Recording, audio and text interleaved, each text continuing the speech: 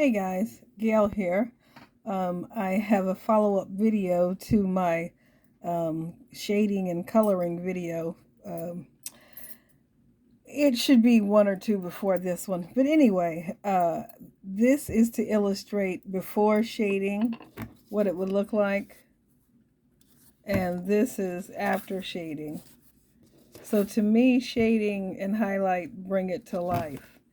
I see a couple places now that I'm talking that I could bring it more to life by adding some highlights to this side of the body. That's basically it, I see. Maybe the top of this would be highlighted, right? Okay, in any event, I started shading this one and I realized that I should probably record it, put it on video. Go figure. You know me and those things I'm allergic to called cameras. But we're learning together as we go, honestly. But I'm using my darker color for shading first, and then I'll bring it up with my lighter shading pencil.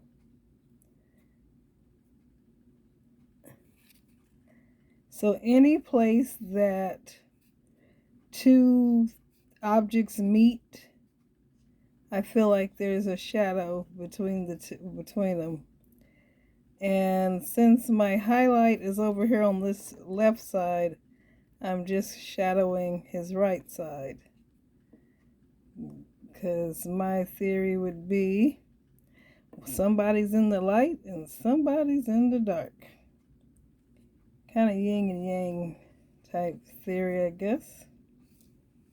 We all need to get along because we all belong here. All right, tangent, sorry. I think I hit all the places where somebody meets except for these sides. Yeah, okay, so there I went in with the dark. Now I'm gonna follow that with the light. And funny thing I learned recently about myself, old as I am, I'm more comfortable going right to left instead of left to right. You think that's because I'm left-handed? I don't know. Maybe I should have been born Asian. I think theirs is opposite to our Anglo method. Okay, so I'm just lifting this dark gray shadow somewhat because the light gray is too light and the dark gray is too dark. So when I mix them, they kind of blend.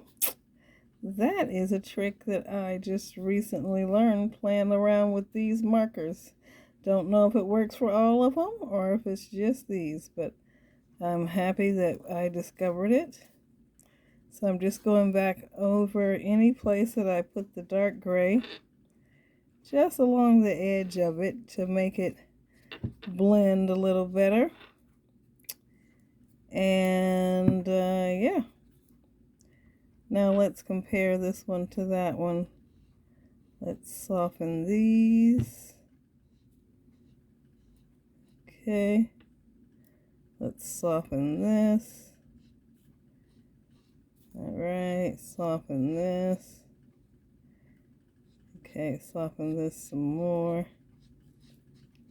That got kind of wild. Add some more color to those. I'm going to add some more color to him too, because he needs some movement in his beards. Okay. And what else? I think he just needs blending out. It's a little strong for my liking over here. Okay. It's also hard for me to get used to this because I'm used to drawing and blending with my fingers, you know, when you do pencils. Okay, well, hey, I use my finger in other mediums, why not use it here? what do you know? I like it better already. And if I don't like it too much, I can go back in with some white to lift that up a little bit. As soon as I locate my white, one of my white pencils and or brushes. Oh my gosh, I could not move from the spot and lose. I didn't even turn around. How did I lose the item? Anyway, part of crafting, I guess. Oops, sorry guys. Gotta lift something up.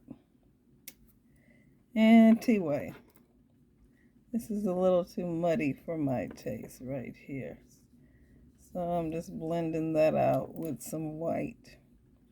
And what I put on my brush can go over here to give him some background shadow.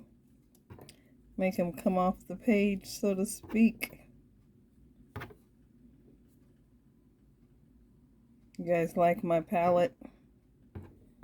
I'm sorry, I'm just not going to dirty up another thing just for a little quick bit of paint.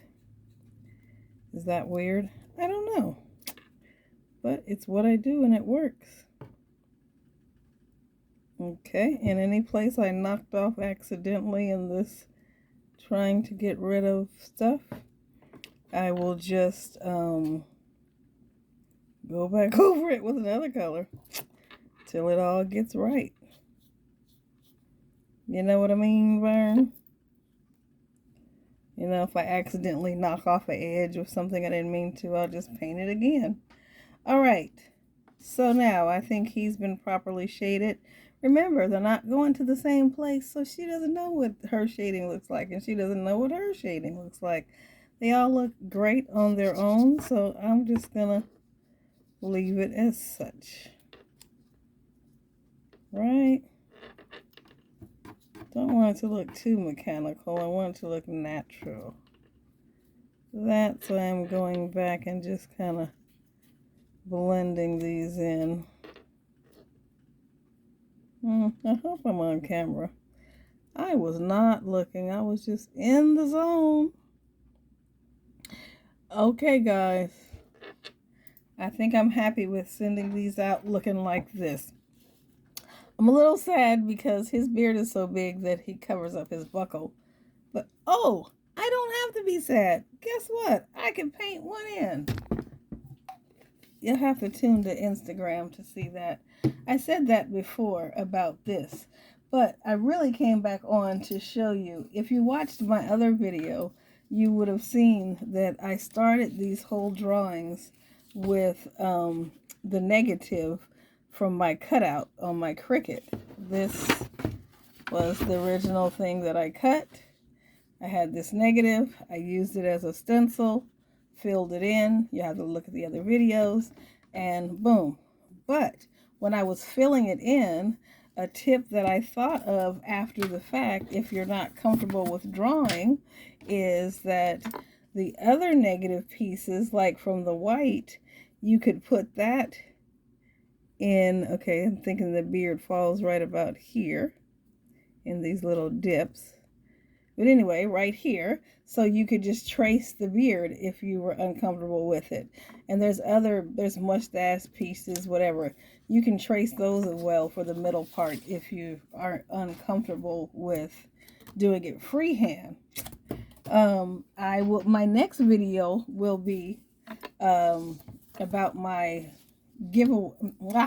my challenge, and I might just have a giveaway for my birthday.